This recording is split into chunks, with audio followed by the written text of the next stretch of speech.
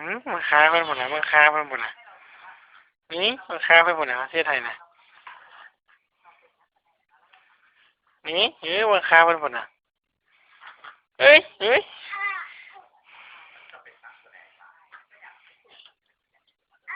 เอ้ยจริงเว้ยเอามาลายเฮ้นะคะเพิ่นน่ะเอาไปไว้อันนู้นจะใส่อันนั้นปรับบ่ได้บ่นี่นะเนี่ยเอ้ยใส่ให้อยู่เอ้ยดีใจผู้เดียวเอ้ยยิ้มยังยิ้มยังน่ะหึก็ยิ้มยังเฮ็ดได้ใส่แพมเพิร์สบ่บ่ใส่ดอกข้างในใส่มันเจ็บหำอันนี้ปรับได้นะมันเออเกาข้างนึงไม่เหี่ยวใส่หน้าขาวเอ้ยเอ้ยเอ้ยเอ้ยเบิ่งอะไรกินขนมเบิ่งอะไรกินขนมเอ้าขอทาแป้งให้เราบ่นี่ได้ทาแป้งหอมแล้วบ่นี่ได้ทาหลายอย่าทาหลายให้หน่อยให้หน่อยให้หน่อยเขาแล้วเขาบ่หลายนั่นล่ะ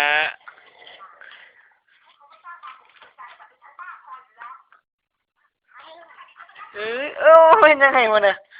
หึ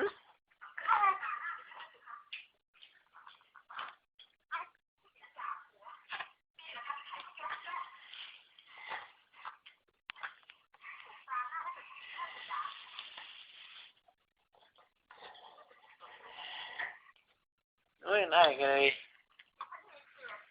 บังค้าเขาบังค้าเขาคนน่ะพวกน่ะค้าเขาคนน่ะตีน้อยเขาคนน่ะเออยิ้มยิ้มยิ้มยิ้มยิ้มยิ้มยิ้มเลยดูยิ้มให้ดูยิ้มให้ดูยิ้มให้ดูยิ้มเหล่านะเฮ้ยยิ้มให้ดูยิ้มในกล่องดูอย่าเบ็ดเลยเบ็ดยิ้มในกล่องดูอืมผัดอย่างวะยิ้มในกล่องดูยิ้มในกล่องดูยิ้มได้ไหมยิ้มไหมยิ้มไหมยิ้มยิ้มบอกใครยิ้มบ่ได้หาวยิ้มในกล่องยิ้มในกล่องยิ้มยิ้มบอกใครยิ้มยิ้มในกล่องยิ้มในกล่องยิ้มในกล่องดูน้องน่ะยิ้มจริงขึ้นยังนี่ยิ้มในกล่องยิ้มในกล่องยิ้มในกล่องยิ้มนี่ยังติดหลังเฮ้ยยิ้มเลยยิ้มเลยบ่ยิ้มใช่แล้วคนน่ะมันมีกาวเขายิ้มใช่แล้วคนโบ้ไปละยิ้มเพื่อนก็ยิ้มเพื่อนก็ยิ้มใส่ยิ้มใส่ยิ้มใส่ยิ้มใส่ยิ้มใส่ยิ้มใส่ดูครับจับบ่จับเอาจับเอาจ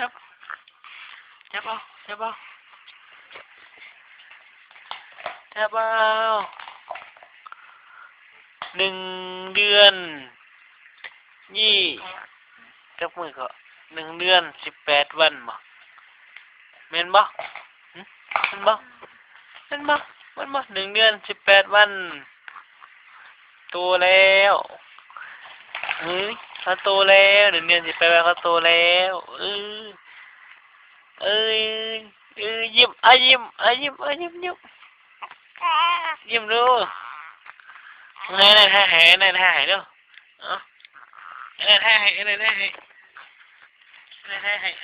ถ่ายตุ่มๆนี่มันล่ะ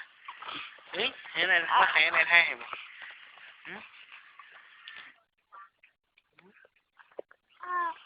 หันมาหากล่องนี่มันล่ะหันมา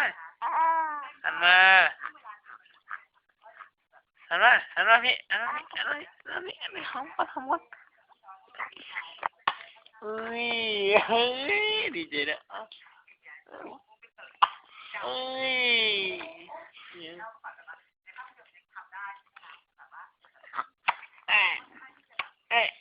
ยังไงกันเลย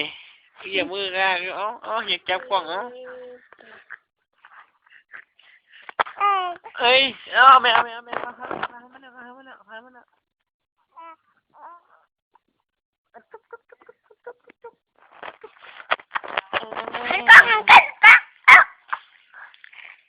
นนั้นพี่น้ำมันสองอยากกินอยากเห็ดหน่อแห้งมาหามาดอกอันนี้ก็เลยไอ้ดึงเอานี่เอาจับปากก็ผ่านปากบนทำมาแล้วอันนี้ก็อันตุ๊บกันนะอืมตุ๊บกันนี่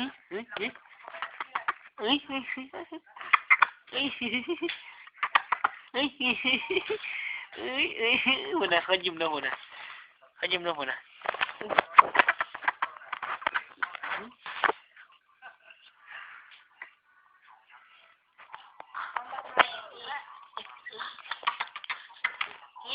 ถึงแบบมัน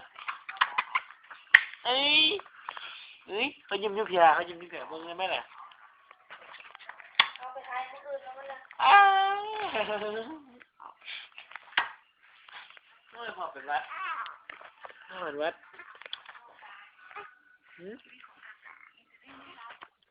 ไปนอนมาดิไป ทายจริงมาฮอละจะฮอคนน้อยละจะฮอละแล้วพ่อคนน้อยแล้ว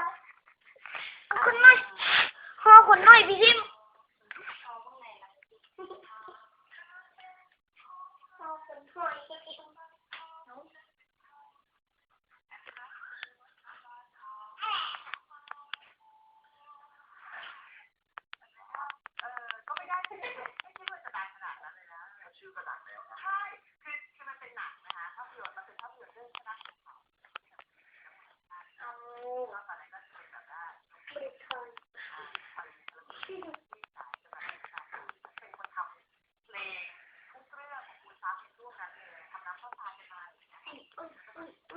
พารถแล้วพารถแล้ว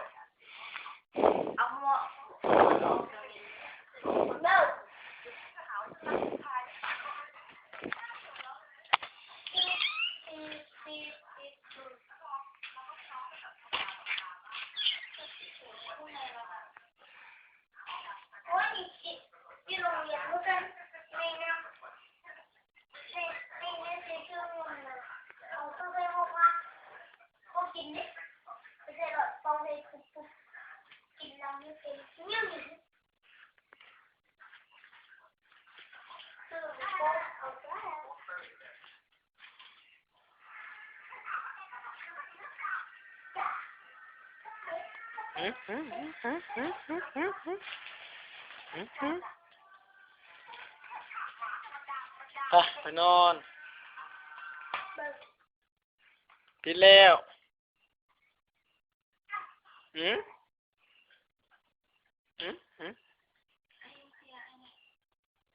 สร็จยัง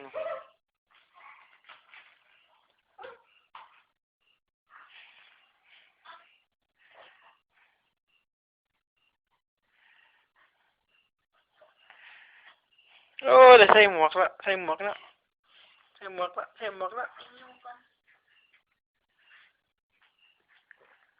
เอาโทนนะทน คือเป็นมองไม่ได้ ไม่คือไว้ไทยเอาน้องไว้ไปเยี่ยมไม่ว่าไปเยี่ยมกันมาไปเยี่ยมกันไปลูกมาขึ้นไปทีไปเยี่ยมไปลูกบันดักเดียแล้ววันนี้บันดักเดียแล้ววันนี้หอบัดตัวแล้วหอบัดตัวแล้วบันดักเดียแล้ววันนี้ยังติดตาลูกหัวแล้วยังติด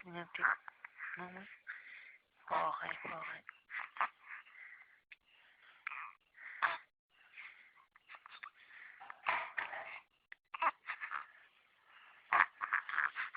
เอาเนี่ยติดตา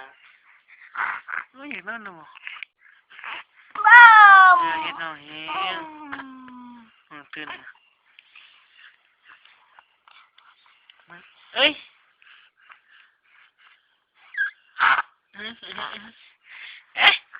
อารมณ์ดีใช่ป่ะเนี่ยอ๋อของเขาอารมณ์ดีแล้วป่ะเนี่ยไอ้ในหอมแล้วไอ้ในหอมแล้ว อารมณ์ดีเท่าวันนี้อารมณ์ดีเท่าวันนี้หุ่นนะผู้ใดจับเขาเป็นยังไงวันนี้เอ้ย ไปเบิ้งเอาไปเบิ้งเขาเห็นบ่ ครับอย่าเอ้ยไปโยกหูอ๋อถือไว้ตีนะบ่แล้วก็ดี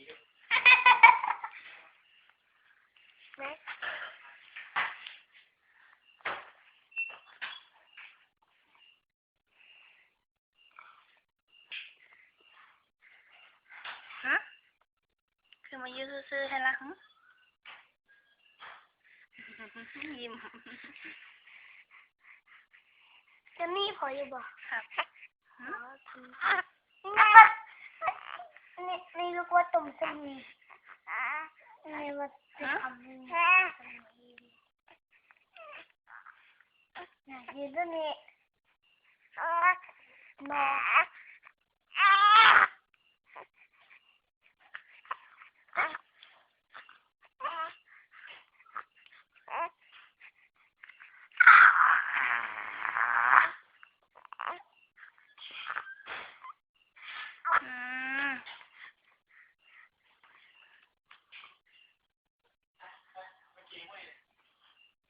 น้องก็อยู่ในตัวนี่อยู่กับตาเอา